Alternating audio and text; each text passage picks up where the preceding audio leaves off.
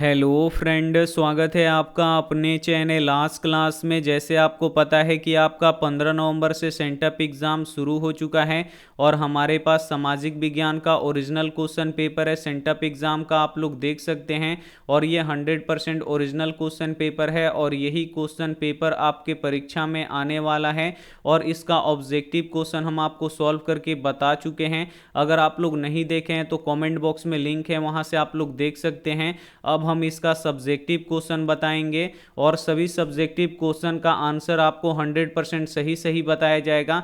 अगर आप लोग लिख देते हैं तो आपका परीक्षा में एक भी नंबर नहीं कटेगा। और अभी तक आप हमारे व्हाट्सएप ग्रुप में नहीं जुड़े हैं तो ये हमारा व्हाट्सएप नंबर है 8789307304। इस पे आपको बोलना है कि सर मुझे व्हाट्सएप ग्रुप में जोड़ दीजिए, तो हम आपको व्हाट्सएप ग्रुप में जोड़ देंगे। और इसका पीडीएफ हम आपको बिल्कुल फ्री में देंगे, क्वेश्चन का भी पीडीएफ हम आपको बिल्कुल फ्री में देंगे। और जो अब भी सब्जेक्टिव क्वेश्चन पढ़ाएंगे इसका भी पीडीएफ हम आपको बिल्कुल फ्री में देंगे। और वीडियो के लास्ट में हम आपको बताएंगे कि आप लोग कहाँ से डाउनलोड कर सकते हैं। तो आप लोग वीडियो को एकदम आप लोग शुरू से लेकर अंत तक देखिए। और चैनल को सब्सक्राइब नहीं किए हैं तो चैनल को सब्सक्राइब करके साथ में बेल आइकन को ऑल पे दबा लीजिए, ताकि जब भी लाइव क्लास हो तो आपके पास नोटिफिकेशन पहुंचता रहे। तो चलिए यहाँ पे एक बार दिखा देते हैं। ये ऑब्जेक्टिव क्वेश्चन है जिसे हम पूरा यहाँ पे सॉल्व कर चुके हैं। आपको हम यहाँ पे सब्जेक्टिव क्वेश्चन एक बार दिखा देते हैं। तो चलिए हम सब्जेक्टिव क्वेश्चन हम यहाँ पे दिखा देते हैं कि कौन कौन सब्जेक्टिव क्वेश्चन आएगा। यहाँ पे देखिए, सबसे पहले आपको यहाँ पे खंड ब दिखेगा। देखिए यहाँ पे आपको खंड ब दिखेगा, इतिहास। इसमें आपको 1 से लेकर 6 तक यहाँ पे लघुत्तरीय प्रश्न दिया जाएगा जो 2 अंक का होगा। इसमें से आपको 3 सॉल्व करने हैं। यहाँ पे देखिए, यहाँ पे 6 प्रश्नों में से कोई भी आपको 3 सॉल्व कर देना है। तो हम ये इसको सॉल्व कर देंगे, इसको सॉल्व कर देंगे, इसको सॉल्व कर देंगे। आप लोग यहाँ पे देख लीजिएगा। उसके बाद यहाँ पे देखिए, उसके बाद दीर्घोत्तरीय प्रश्न मिलेगा। यहाँ पे देखिए, इसको आपको सॉल्व करना है, इसमें से कोई एक आपको सॉल्व कर देना है। तो एक बार आप लोग यहाँ पे क्वेश्चन पेपर देख लीजिए, एकदम ओरिजिनल क्वेश्चन पेपर है। इसे ही हम यहाँ पे सॉल्व करेंगे और इसका पीडीएफ हम आपको बिल्कुल फ्री में देंगे। वीडियो के लास्ट में हम आपको बताएंगे कि पीडीएफ इसका कहाँ से डाउनलोड करना है, सब्जेक्टिव का और ऑब्जेक्टिव का दोनों आंसर के साथ। तो चलिए वीडियो को शुरू करते हैं।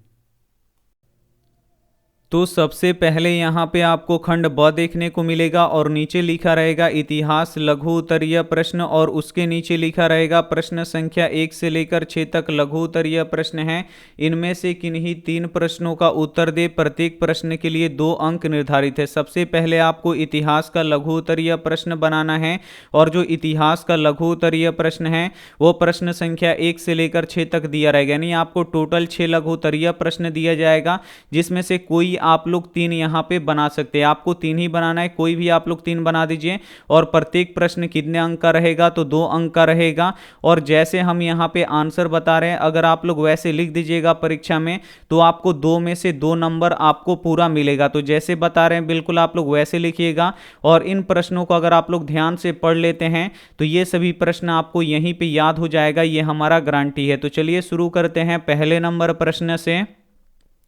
तो पहला नंबर प्रश्न है कि स्लम पद्धति की शुरुआत कैसे हुई। अब यहाँ पे आपको बताना है कि स्लम पद्धति की शुरुआत कैसे हुई। तो आइए इसका उत्तर देख लेते हैं। औद्योगिकरण के फलस्वरूप बड़े बड़े कारखाने स्थापित हुए, जिसमें काम करने के लिए बड़ी संख्या में गांव से मजदूर शहर पहुंचने लगे।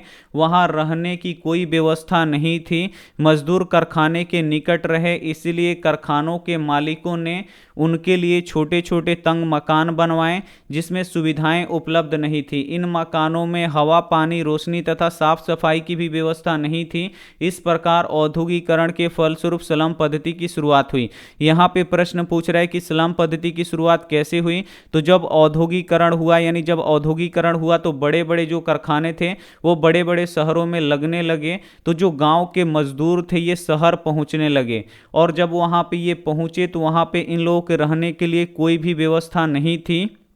और जो कारखानों के मालिक थे वो सोचे कि जो मजदूर थे ये कारखानों के निकट ही रहे, इसीलिए कारखाना मालिकों ने क्या किया कि जो कारखाना था उसके निकट छोटे छोटे और तंग, यानी बहुत ही छोटे छोटे मकान बनवा दिए जिसमें कि ये मजदूर रह सके। और उन मकानों में किसी भी प्रकार की सुविधाएं उपलब्ध नहीं थी। इन मकानों में हवा, पानी, रोशनी तथा साफ सफाई की भी व्यवस्था नहीं थी। जो मजदूर थे वैसे ही वो गंदगी में रहने लगे, और इस प्रकार औद्योगिकरण के फलस्वरूप स्लम पद्धति पद्धति की शुरुआत शुरू हो गई। तो ये प्रश्न यहाँ पे आपको काफ़ी अच्छी तरीके से समझ में आ गया होगा, याद भी हो गया होगा। अगर आप लोग परीक्षा में लिख देते हैं तो आपको 2 में से 2 नंबर पूरा मिलेगा। चलिए अगला क्वेश्चन देख लेते हैं। अगला क्वेश्चन है 2 नंबर की, औद्योगिक क्रांति के किन्हीं 2 सकारात्मक प्रभाव का उल्लेख करें। यहाँ पे आपको औद्योगिक क्रांति के किन्हीं 2 सकारात्मक प्रभाव का उल्लेख करना है। तो आइए इसका उत्तर देख लेते हैं।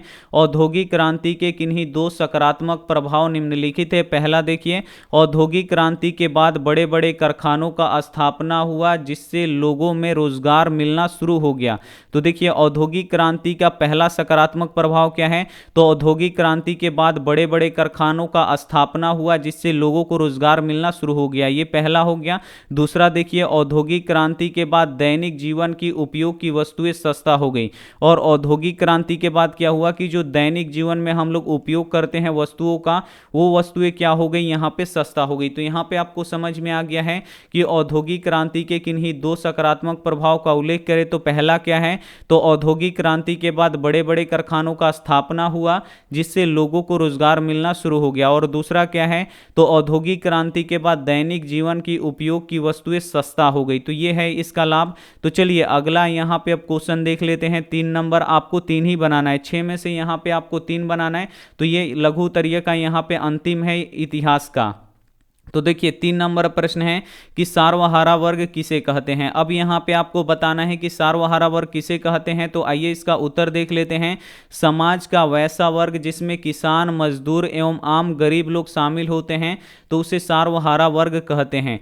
तो सार्वहारा वर्ग बाबू किसे कहते हैं, तो समाज का वैसा वर्ग जिसमें किसान, मजदूर एवं आम गरीब लोग शामिल होते हैं तो उसे सार्वहारा वर्ग कहते हैं। तो यहाँ पे देखिए बोला गया था कि आपको 6 प्रश्न दिए जाएंगे, 1 से लेकर 6 तक। यहाँ पे इतिहास का लघु उत्तरीय प्रश्न जिसमें से आपको केवल 3 ही बनाना है। तो हम यहाँ पे 3 बना चुके हैं। आप लोग भी परीक्षा में बिल्कुल ऐसे ही आप लोग बना दीजिएगा।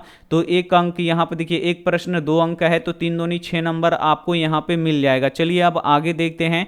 आगे देखिए, अब आपको दीर्घ उत्तरीय प्रश्न देखने को मिलेगा और नीचे लिखा रहेगा कि प्रश्न संख्या 7 और 8 दीर्घ उत्तरीय प्रश्न हैं, इनमें से किन्हीं एक का उत्तर दे। प्रत्येक प्रश्न के लिए 4 अंक निर्धारित है। अब देखिए 7 और 8 दीर्घ उत्तरीय प्रश्न हैं और इसमें से किन्हीं एक का, या तो आप 7 यहाँ पे सॉल्व कीजिए या तो आप लोग 8 सॉल्व कीजिए, कोई एक आपको सॉल्व कर देना है। एक प्रश्न अगर आप लोग सॉल्व कीजिएगा तो यहाँ पे आपको 4 अंक मिल जाएंगे। तो चलिए अभी हम यहाँ पे देख लेते हैं। तो यहाँ पे देखिए हम 7 नंबर ही प्रश्न यहाँ पे सॉल्व कर देते हैं। तो देखिए 7 नंबर यहाँ पे प्रश्न है कि जर्मनी के एकीकरण में बिस्मार्क की भूमिका का वर्णन करें। बहुत ही महत्वपूर्ण प्रश्न है। यहाँ पे आपको जर्मनी के एकीकरण में बिस्मार्क की भूमिका का यहाँ पे वर्णन करना है। तो आइए इसका उत्तर देख लेते हैं। जर्मनी के एकीकरण में बिस्मार्क का महत्वपूर्ण भूमिका रहा था।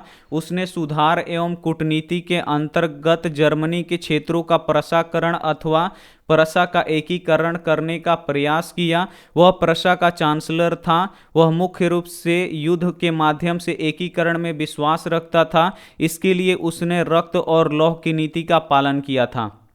तो यहाँ पे प्रश्न पूछा जा रहा है कि जर्मनी के एकीकरण में बिस्मार्क की भूमिका का वर्णन करें। तो जर्मनी के एकीकरण में बिस्मार्क का जो भूमिका है ये बहुत ही महत्वपूर्ण है।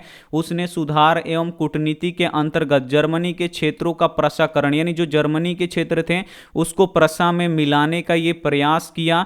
और जो बिस्मार्क था ये कहाँ का चांसलर था बाबू, तो ये प्रशा का चांसलर था। वह देखिए वह मुख्य रूप से युद्ध के माध्यम से एकीकरण में विश्वास रखता था। इसके लिए ये रक्त और लौह की नीति का पालन किया था। जो बिस्मार्क था ये रक्त एवं लौह की नीति का पालन किया था। अब यहाँ पे देखिए आपको नीचे लिखना है कि जर्मनी के एकीकरण के लिए बिस्मार्क के 3 उद्देश्य थे। अब यहाँ पे देखिए जर्मनी के एकीकरण के लिए बिस्मार्क के कितने उद्देश्य थे, 3 उद्देश्य थे। एक एक करके हम यहाँ पे पढ़ेंगे। प्रशा को एक शक्तिशाली राष्ट्र बनाकर उसके नेतृत्व में जर्मनी के एकीकरण को पूरा करना, ये क्या था, बिस्मार्क का उद्देश्य था कि प्रशा को एक शक्तिशाली राष्ट्र बनाना और उसके नेतृत्व में ही जर्मनी का एकीकरण पूरा करना, ये पहला उद्देश्य था। दूसरा देखिए जर्मनी को एक शक्तिशाली राष्ट्र बनाना, और दूसरा इसका उद्देश्य क्या था, तो जर्मनी को एक शक्तिशाली राष्ट्र बनाना। और तीसरा क्या था बाबू, तो ऑस्ट्रिया को परास्त कर उससे जर्मनी परिषद से बाहर निकालना।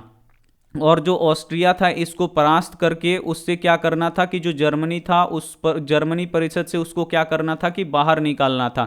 तो जर्मनी के एकीकरण में बिस्मार्क की यही महत्वपूर्ण भूमिका थी। तो ये आपको यहाँ पे समझ में आ गया होगा। एक बार फिर से समझ लीजिए, जर्मनी के एकीकरण में बिस्मार्क की महत्वपूर्ण भूमिका रहा था। उसने सुधार एवं कूटनीति के आधार पर जर्मनी के क्षेत्रों का प्रशाकरण यानी प्रशा में मिलाने का कोशिश किया। और वो क्या था, यानी जो बिस्मार्क था ये कहाँ का चांसलर था, तो ये प्रशा का चांसलर था। वो मुख्य रूप से युद्ध के माध्यम से एकीकरण में विश्वास रखता था। इसके लिए उसने रक्त और लौह की नीति का पालन किया था। जर्मनी के एकीकरण के लिए बिस्मार्क के 3 उद्देश्य थे। पहला उद्देश्य था कि प्रशा को एक शक्तिशाली राष्ट्र बनाकर उसके नेतृत्व में जर्मनी के एकीकरण को पूरा करना था।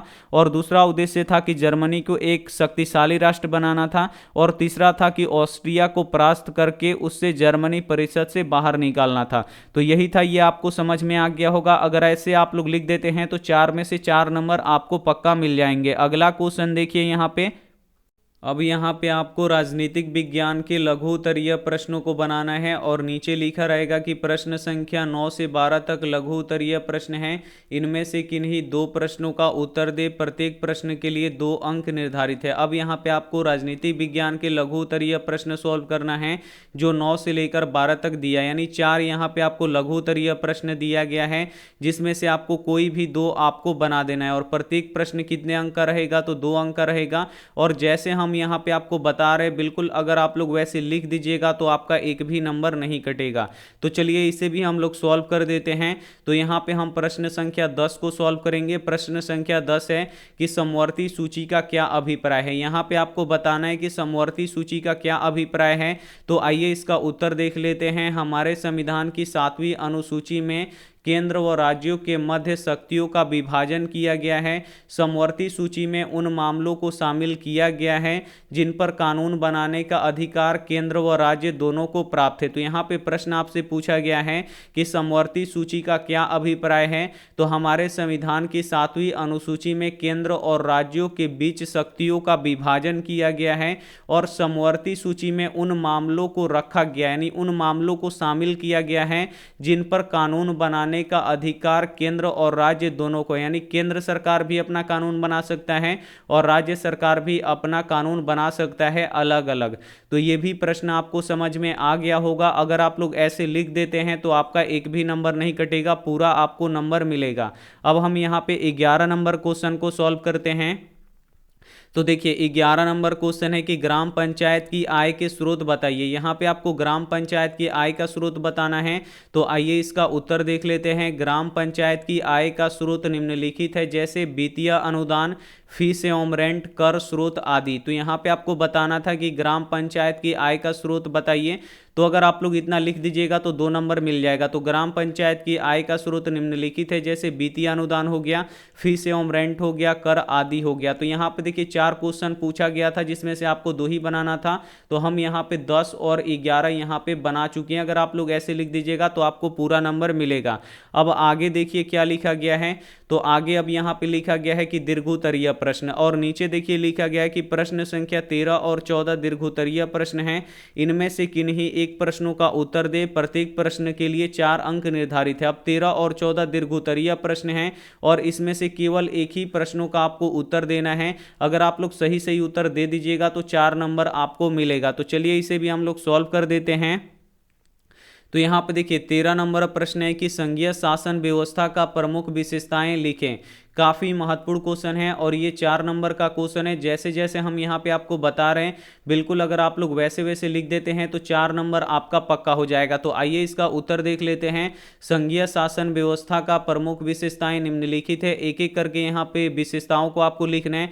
पहली विशेषता देखिए यहाँ पे संघीय शासन व्यवस्था में सर्वोच्च सत्ता केंद्र सरकार एवं उसकी विभिन्न अनुषांगिक इकाइयों में बढ़ जाती है। यहाँ पे देखिए संघीय शासन व्यवस्था में क्या होता है कि जो सर्वोच्च सत्ता होता है ये केंद्र सरकार और उसकी विभिन्न अनुषांगिक इकाइयों में बढ़ जाता है। तो ये पहला विशेषता हो गया। दूसरा विशेषता देखिए संघीय व्यवस्था में दोहरी सरकार होती है। संघीय व्यवस्था में कितनी सरकारें होती हैं, तो दोहरी सरकारें होती हैं। एक केंद्र सरकार होता है और दूसरी राज्य सरकार होता है। तो संघीय व्यवस्था में दोहरी सरकार होता है, एक केंद्र सरकार होता है और एक राज्य सरकार होता है। तो ये दूसरा विशेषता हो गया। तीसरा विशेषता देखिए कि प्रत्येक स्तर की सरकार अपने अपने कार्यों के लिए लोगों के प्रति जवाबदेह या उत्तरदायी होती है, और प्रत्येक स्तर की जो सरकारें होती हैं वो अपने कार्यों के लिए लोगों के प्रति जवाबदेह या उत्तरदायी, यहाँ पे देखिए उत्तरदायी होती है। तो यहाँ पे अगर इतना आप लोग लिख दीजिएगा तो 4 नंबर पक्का हो जाएगा कि संघीय व्यवस्था, यहाँ पे देखिए संघीय शासन व्यवस्था का प्रमुख विशेषताएं लिखे तो आपको ऐसे लिखना है यहाँ पे संघीय शासन व्यवस्था का प्रमुख विशेषताएं निम्नलिखित है। पहला देखिए संघीय व्यवस्था में सर्वोच्च सत्ता केंद्र सरकार और उसकी विभिन्न अनुषंगिक इकाइयों में बढ़ जाती है। और इसका दूसरा विशेषता आपको ऐसे लिखना है कि यहाँ पे देखिए संघीय शासन व्यवस्था में दोहरी सरकारें होती हैं, एक तो केंद्र सरकार होता है, दूसरी राज्य सरकार होता है। और तीसरा आपको इस तरह लिखना है कि प्रत्येक स्तर की सरकारें अपने कार्यों के लिए लोगों के प्रति जवाबदेह या उत्तरदायी होती है। अगर आप लोग लिख देते हैं तो आपको 4 नंबर आपको मिल जाएगा। अब आगे देखिए अब यहाँ पे देखिए अर्थशास्त्र लघुत्तरीय प्रश्न। अब यहाँ पे आपको अर्थशास्त्र के लघुत्तरीय प्रश्न सॉल्व करना है, और नीचे लिखा रहेगा कि प्रश्न संख्या 15 से 18 तक लघुत्तरीय प्रश्न हैं, इनमें से किन्हीं 2 प्रश्नों का उत्तर दे, प्रत्येक प्रश्न के लिए 2 अंक निर्धारित है। अब देखिए 15 से लेकर 18 तक लघुत्तरीय प्रश्न दिया गया है, यानी 4 लघुत्तरीय प्रश्न दिया गया है, जिसमें से आपको 2 यहाँ पे बनाना है, और प्रत्येक प्रश्न यहाँ पे कितना अंक का होगा तो 2 नंबर को मिलेगा अगर आप लोग सही सही बना दीजिएगा। और जैसे हम यहां पे बता रहे, अगर आप लोग बना लीजिएगा तो आपको यहां पे पूरा आपको मिलने वाला है नंबर। तो चलिए इसे भी हम लोग सॉल्व कर देते हैं। तो यहां पे देखिए 16 नंबर प्रश्न है कि अर्थव्यवस्था को परिभाषित करें। यहां पे आपको अर्थव्यवस्था को परिभाषित करना है, तो आइए इसका उत्तर देख लेते हैं। अर्थव्यवस्था एक ऐसा ढांचा या तंत्र है जिसके अंतर्गत विभिन्न प्रकार की आर्थिक क्रियाएं संपादित की जाती हैं, तो उसे अर्थव्यवस्था कहते हैं, जैसे कृषि, उद्योग, व्यापार आदि। तो यहां पे आपसे पूछा गया है कि अर्थव्यवस्था को परिभाषित करें, केवल यहां पे अर्थव्यवस्था को परिभाषित कर देना है। तो आपको आंसर बिल्कुल ऐसे ही लिखना है कि अर्थव्यवस्था एक ऐसा ढांचा या तंत्र है जिसके अंतर्गत विभिन्न प्रकार की आर्थिक क्रियाएं संपादित की जाती हैं, तो उसे अर्थव्यवस्था कहते हैं। जैसे यहां पे देखिए कृषि हो गया, उद्योग हो गया, व्यापार हो गया, आदि हो गया। अगर आप लोग लिख देते हैं आंसर तो आपको पूरा नंबर मिलेगा। चलिए अगला यहां पे देख लीजिए। अगला प्रश्न यहाँ पे देखिए 18 नंबर प्रश्न है कि कोपरा क्या है। अब यहाँ पे आपको बताना है कि कोपरा क्या है, तो आइए इसका उत्तर देख लेते हैं। कोपरा एक उपभोक्ता सुरक्षा अधिनियम कानून है। कोपरा क्या है बाबू, तो कोपरा एक उपभोक्ता सुरक्षा अधिनियम कानून है जो भारत सरकार द्वारा 1986 में बनाया गया। तो बस यहाँ पे पूछा गया कि कोपरा क्या है, तो कोपरा एक उपभोक्ता सुरक्षा अधिनियम कानून है जो भारत सरकार द्वारा 1986 में बनाया गया। अगर आप लोग लिख देते हैं तो इसका भी आपको 2 नंबर मिलेगा। और इसमें 4 प्रश्न पूछा गया था, जिसमें से आपको केवल 2 ही बनाना था, तो 2 प्रश्न आप लोग बहुत ही अच्छी तरीके से यहाँ पे बना दीजिएगा, क्योंकि हम आपको काफी अच्छी तरीके से यहाँ पे बता चुके हैं। अब आगे देखिए क्या लिखा गया है। तो आगे अब यहाँ पे लिखा गया है दीर्घोत्तरीय प्रश्न, और यहाँ पे नीचे आपको पढ़ना है कि प्रश्न संख्या 19 एवं 20 दीर्घोत्तरीय प्रश्न हैं, इनमें से किन्हीं एक प्रश्न का उत्तर दे, प्रत्येक प्रश्न के लिए 4 अंक निर्धारित हैं। अब यहाँ पे देखिए दीर्घोत्तरीय प्रश्न आ गया, और 19 और 20 दीर्घोत्तरीय प्रश्न हैं, और इसमें से किसी एक ही प्रश्न का आपको आंसर लिखना है, और एक प्रश्न का आप लोग अगर सही सही आंसर लिखते हैं तो आपको यहाँ पे 4 नंबर मिल जाएगा। तो चलिए इसे अब शुरू करते हैं। 19 नंबर प्रश्न है कि 1991 के आर्थिक सुधारों से आप क्या समझते हैं, भारत में इन सुधारों की आवश्यकता क्यों हुई। काफ़ी महत्वपूर्ण क्वेश्चन है। यहाँ पे आपको बताना है कि 1991 के आर्थिक सुधारों से आप क्या समझते हैं, भारत में इन सुधारों की आवश्यकता क्यों हुई। तो आइए इसका उत्तर देख लेते हैं। सन 1991 ईस्वी के आर्थिक सुधार 3 नीतियों पर आधारित था: उदारीकरण, निजीकरण और वैश्वीकरण। इसमें उदारीकरण का अर्थ सरकार द्वारा बनाए गए अनावश्यक नियमों को खत्म करना था, और निजीकरण का अर्थ सरकारी कंपनी या सरकारी संस्थाओं को प्राइवेट हाथों में देकर अधिक से अधिक लाभ कमाना था, और वैश्वीकरण से ही विभिन्न देशों के साथ भारत का व्यापार बढ़ा। इन तीनों नीतियों को अपनाने के बाद उत्पादन तथा रोजगार में काफी वृद्धि हुई, जिसके परिणाम स्वरूप भारत का विकास तेजी से होने लगा। तो ये भी प्रश्न बहुत ही महत्वपूर्ण था कि 1991 के आर्थिक सुधारों से आप क्या समझते हैं, भारत में इन सुधारों की आवश्यकता क्यों थी। तो 1991 ईस्वी के आर्थिक सुधार कितने नीतियों पर बाबू आधारित था, तो 3 नीतियों पर आधारित था। पहला था यहाँ पे देखिए उदारीकरण, दूसरा निजीकरण, तीसरा यहाँ पे वैश्वीकरण। उदारीकरण का अर्थ क्या था, तो सरकार द्वारा बनाए गए अनावश्यक नियमों को खत्म करना था। और निजीकरण का क्या अर्थ था, तो सरकारी कंपनी या सरकारी संस्थाओं को प्राइवेट हाथों में देकर अधिक से अधिक लाभ कमाना था। और यहाँ पे तीसरा देखिए वैश्वीकरण का अर्थ क्या था, तो वैश्वीकरण के कारण ही विभिन्न देशों के साथ भारत का व्यापार बढ़ा। और इन तीनों नीतियों को अपनाने के बाद उत्पादन तथा रोजगार में काफी वृद्धि हुई, जिसके परिणाम स्वरूप भारत का विकास तेजी से होने लगा। अगर आप लोग लिख देते हैं तो आपका 4 में से 4 नंबर पूरा मिलेगा। चलिए आगे देखते हैं। आगे देखिए, अब यहाँ पे भूगोल का लघु उत्तरीय प्रश्न आपको बनाना है और नीचे आपको पढ़ना है कि प्रश्न संख्या 21 से लेकर 26 तक लघु उत्तरीय प्रश्न हैं।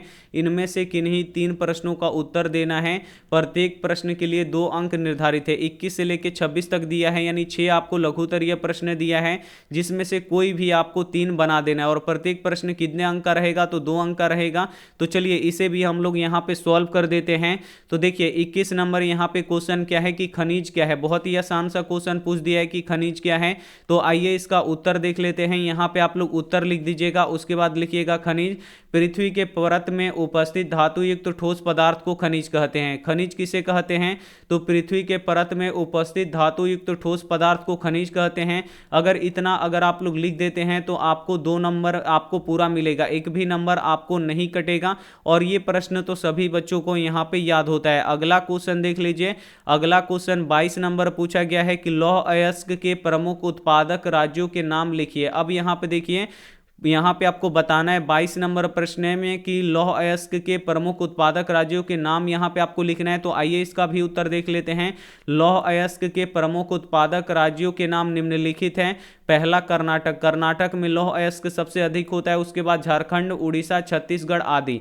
तो यहाँ पे इतना अगर आप लोग लिख देते हैं तो इसका भी आपको पूरा 2 नंबर आपको मिल जाएगा। यहाँ पे प्रश्न क्या था, तो लौह अयस्क के प्रमुख उत्पादक राज्यों के नाम लिखना है। तो लौह अयस्कों के उत्पादक राज्यों के नाम निम्नलिखित है। पहला देखिए कर्नाटक, दूसरा झारखंड, तीसरा उड़ीसा और यहाँ पे चौथा छत्तीसगढ़। इतना बस आपको यहाँ पे लिख देना है। अगला क्वेश्चन देख लीजिए। अगला क्वेश्चन यहाँ पे देखिए 26 नंबर क्वेश्चन है कि सतत विकास क्या है। अब यहाँ पे आपको बताना है कि सतत विकास क्या है। तो आइए इसका उत्तर देख लेते हैं।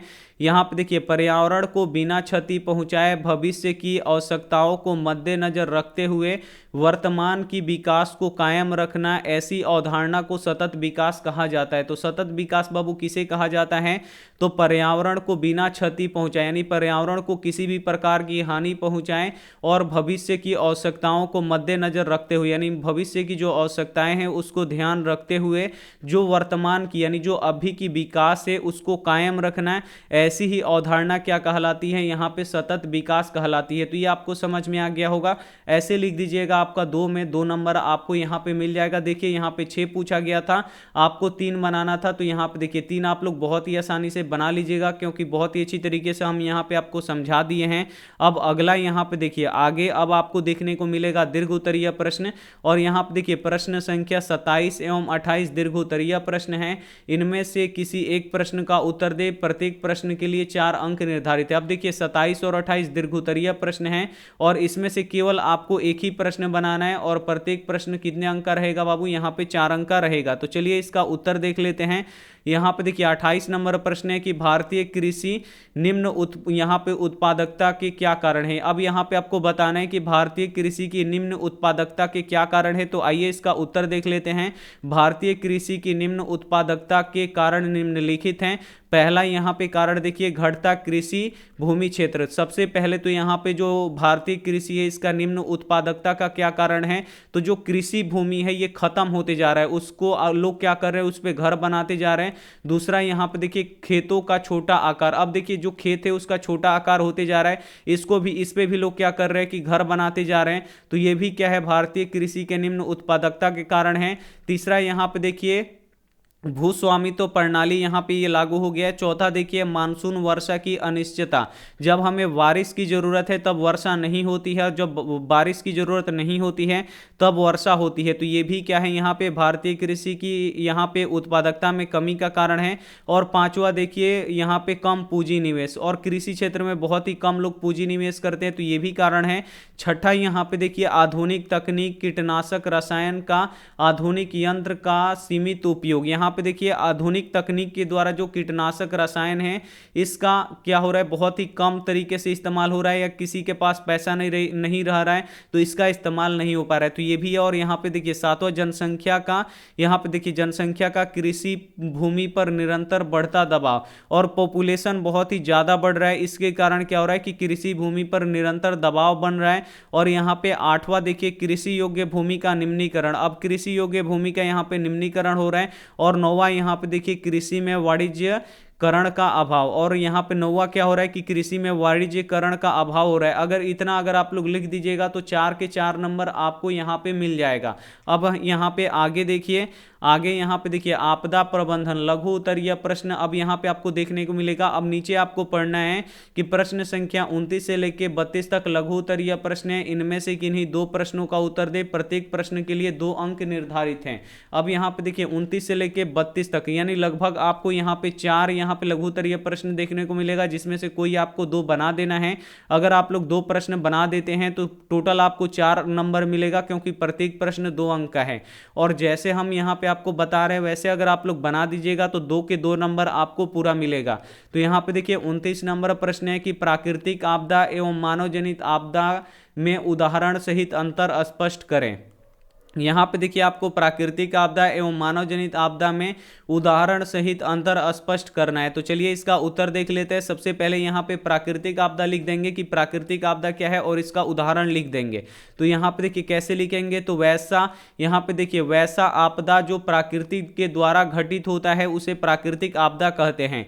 यहाँ पे देखिए वैसा आपदा, यहाँ पे आपको लिखना है कि वैसा आपदा जो प्रकृति के द्वारा घटित होता है तो उससे प्राकृतिक आपदा कहते हैं। जैसे सुनामी हो गया, सुखाड़ हो गया, बाढ़ हो गया, भूकंप हो गया आदि हो गया। अब यहाँ पे देखिए मानव जनित आपदा क्या होता है, तो वैसा आपदा जो मानव के द्वारा घटित होता है तो उसे मानवकृत आपदा या मानव जनित आपदा कहते हैं। जैसे सांप्रदायिक दंगा हो गया, बम विस्फोट हो गया, आतंकवाद हो गया। तो यहाँ पे अगर आप लोग लिख दीजिएगा तो 2 नंबर मिल जाएगा।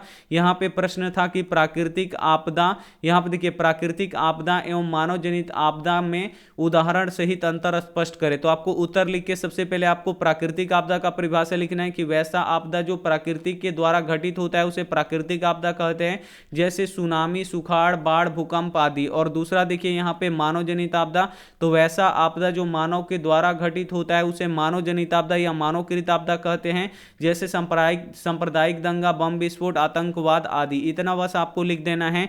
और अंतिम यहाँ पे आज का क्वेश्चन देखिए 31 नंबर क्वेश्चन है कि आग लगने की स्थिति में क्या प्रबंधन करना चाहिए। अब यहाँ पे देखिए अगर घर या मकान में आग लग जाता है तो इस स्थिति में आपको क्या आप प्रबंधन करेंगे। तो चलिए इसका उत्तर देख लेते हैं। आग लगने की स्थिति में सबसे पहले आग में फंसे हुए लोगों को बाहर निकालना चाहिए।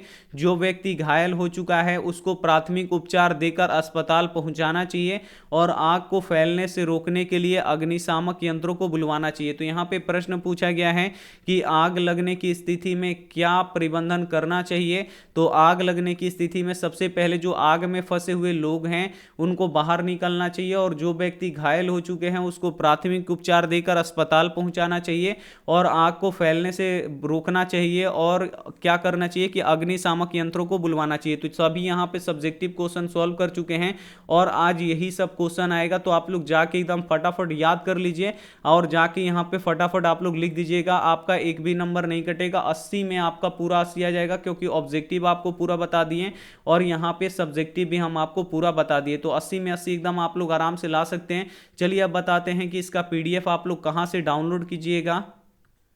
तो इसका पीडीएफ डाउनलोड करने के लिए सबसे पहले आपको यहाँ पे गूगल या क्रोम ओपन कर लेना है और यहाँ पे देखिए एक सर्च बॉक्स दिखेगा, बस इसमें आपको आस्क क्लास लिखना है, ASK और फिर CLASS, बस आपको आस्क क्लास लिख के सर्च कर देना है। जैसे ही आप लोग आस्क क्लास लिख के सर्च कीजिएगा यहाँ पे आस्क क्लास लिखा हुआ आ जाएगा, इसी पे आपको क्या करना है, क्लिक कर देना है। जैसे ही आप लोग यहाँ पे क्लिक कीजिएगा वैसे ही हमारा वेबसाइट यहाँ पे ओपन हो जाएगा और यहाँ पे देख सकते हैं यहाँ पे पहला ही यहाँ पे आपको पोस्ट दिख रहा है। अगर ये यहाँ पे नहीं दिखेगा तो आपको कहाँ पे आना है, तो आपको यहाँ पे आ जाना है, इसी में आपको सब मिलेगा। सबसे वेबसाइट के नीचे एजुकेशन वाला में मैट्रिक सेंटर पे exam social science question paper, यहाँ से भी आप लोग डाउनलोड कर सकते हैं। इस फोटो पे आपको क्लिक करना है, जैसे ही क्लिक कीजिएगा ये पोस्ट ओपन हो जाएगा। अब आपको नीचे से ऊपर करना है और जैसे ही यहाँ पे ऊपर कीजिएगा यहाँ पे देखिए question, objective question, original question paper यहाँ से डाउनलोड कर सकते हैं और यहाँ से आप लोग सब्जेक्टिव डाउनलोड कर सकते हैं। तो यहाँ पे क्वेश्चन पेपर डाउनलोड करके बता दिए हैं। अब यहाँ पे सब्जेक्टिव पे आपको क्या करना है, लिंक को दबाना है। जैसे ही लिंक पे दबाइएगा आपका सब्जेक्टिव क्वेश्चन यहाँ पे डाउनलोड हो जाएगा। बस इसे आपको क्या करना है, जाके आपको छाप देना है परीक्षा में।